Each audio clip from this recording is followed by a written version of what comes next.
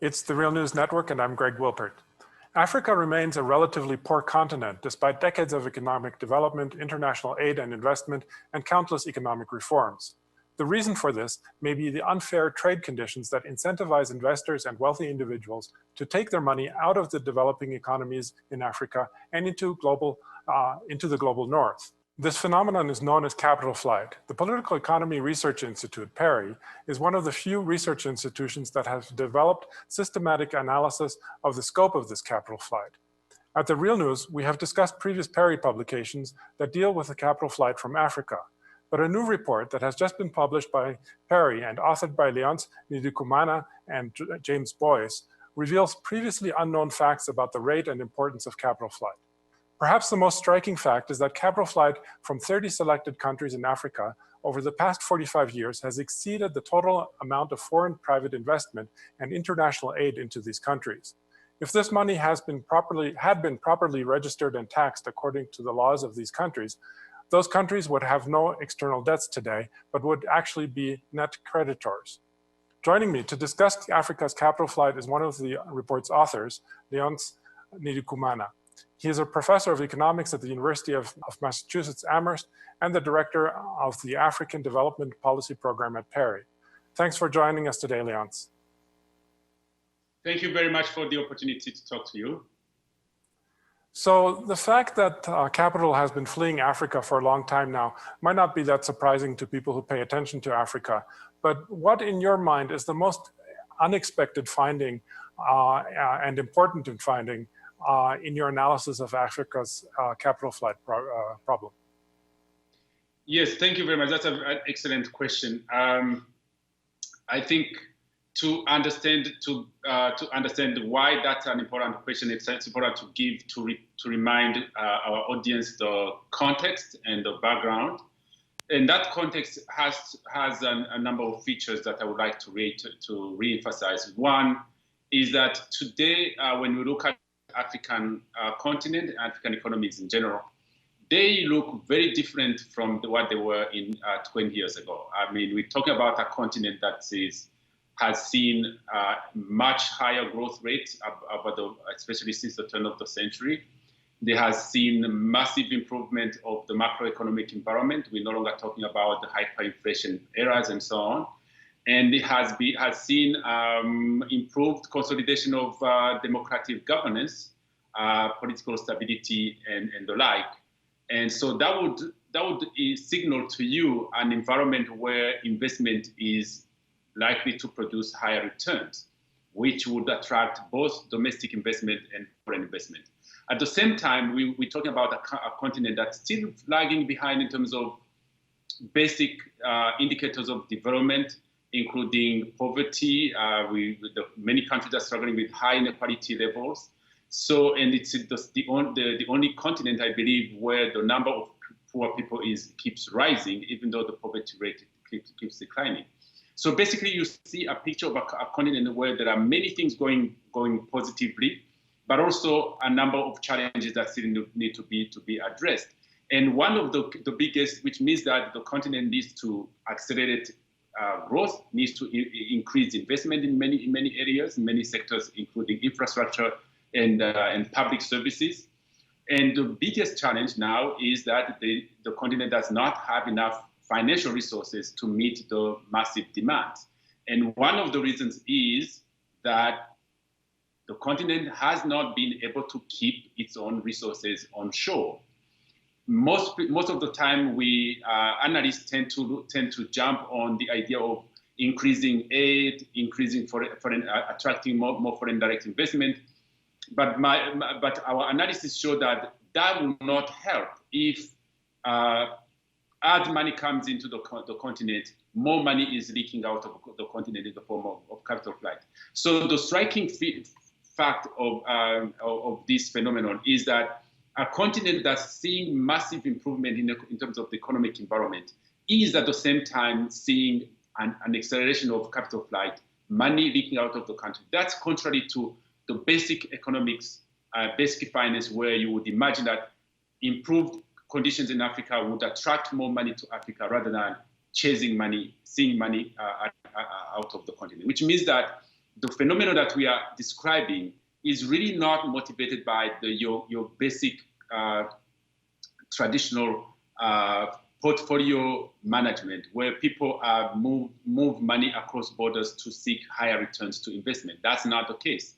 It is what is happening is that the money that's leaking out of the continent is motivated by illicit means, illicit motives, where either the origin of the money is questionable, it's not legal, and the owners of these assets want to hide it away from the prosecution, from the legal authorities, or for various reasons, the owners of these funds are not recording with the authorities how the money is being invested abroad, mainly probably because they don't want to have to pay taxes, declare where that money is going, and declare how they acquired the money. So we're dealing with that phenomenon that cannot be explained by simple financial calculus of return maximization, risk minimization.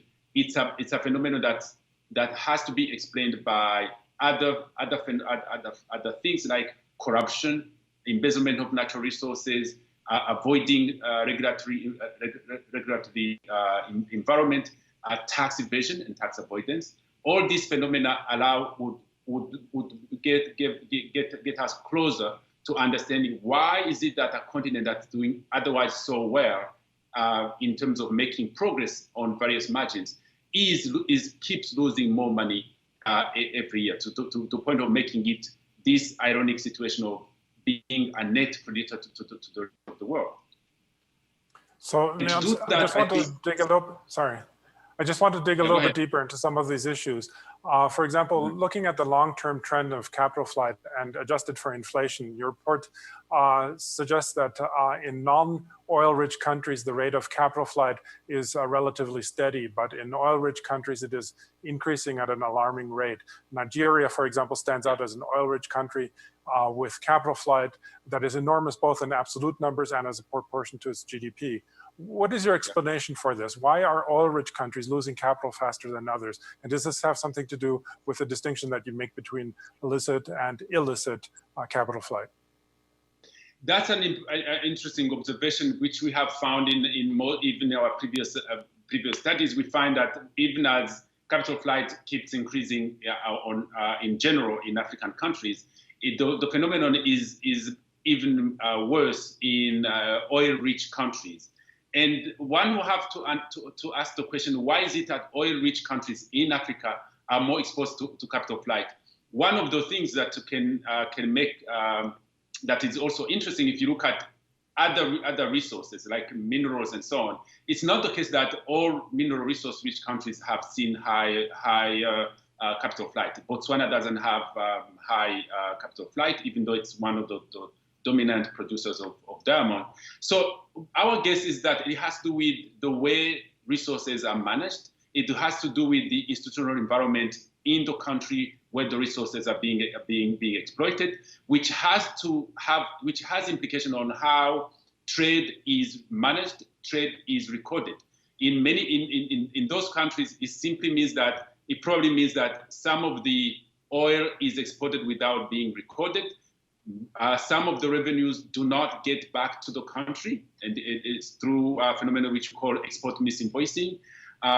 So that's what it's not that oil is so different from other products. It happens that the countries which have the largest amount of oil in African countries also have very poor governance institutions. We're talking about Nigeria, Angola, Gabon, Congo. These are countries that also are on the tail end, at the lower scale in terms of the quality of governance. Okay, I just want to turn now to your conclusion that the 30 African countries in your study are in fact net creditors. The stereotype normally is that developing countries, especially in Africa, are collapsing under the burden of foreign debt. So how do you come to the opposite conclusion? And perhaps more importantly, how can these countries claim their credit, which emerges from what you say is mostly illicit capital flight? Yes. So again, the paradoxical phenomenon situation that we see in African countries is that they seem to be sending more money abroad than they are receiving, which contradicts the the classic view that African countries are being developing countries. They are actually aid recipients. They drain the resources of donor countries. In fact, if you compare aid to capital flight, there is a vast difference in the fact that capital flight exceeds aid. Capital flight exceeds the external borrowing that countries have incurred. Capital flight exceeds private financial flows in terms of FDI and portfolio investment. In a sense, if African countries were able to keep the resources that they have collected, they will not need more aid. They will not need to borrow more money. They will be able to fill to meet the financing needs in their economies. The message is that, in fact, in terms of trying to fill the financing gap by seeking more external resources, the priority should be on how to stop, how to prevent, how to curtail further capital flight. That should be the primary focus, which means that the question is about how do governments manage the money that comes into the country, how governments manage the exports of their mineral and oil resources. It's about transparency of public resource management. The government's purse has to be more transparent, and also we need to see more transparency in trade transactions and financial transactions. And on that point, the burden is not just on African countries and African governments. It's also on the global community, because in the end, the money that leaks out of African countries, the money that flees African countries, is not in Africa. It's outside of Africa. So if we have to make progress, the banking system globally has to be more transparent. They need to be systematic reporting of where the money is coming and who is depositing the money. We need to see more transparency in the way corporate mega corporations, multinational corporations, pay taxes, where they should be paying more taxes where they undertake their activities, because it's not acceptable to see that in African countries which are rich in mineral resources, in oil resources, they lag behind in terms of revenue mobilization. You cannot explain, for example, how Nigeria, being a rich country, the largest economy on the continent, is mobilizing less than 10% of GDP in taxes. It does not make sense. It means that there are lots of activities that go untaxed, and those include activities of multinational corporations. Some of them operating in the oil sector. So I think the changes have to be both at the Africa level, where there has to be more transparency and accountability in both trade, investment, and finance, but also at the global level, more transparency and accountability in banking and trade transactions. Okay, well, we're going to have to leave it there. I was speaking to Leonce Ndikumana, Professor of Economics at the University of Massachusetts Amherst and co-author of the report Capital Flight from Africa. Thanks again, Leonce, for having joined us today. Thank you very much. And thank you for joining the Real News Network. I'd like to remind you, we are in the midst of our summer fundraiser and need your help to reach our goal of raising $200,000. Every dollar that you donate will be matched, and unlike practically all other news outlets, we do not accept support from governments or corporations. Please do what you can today.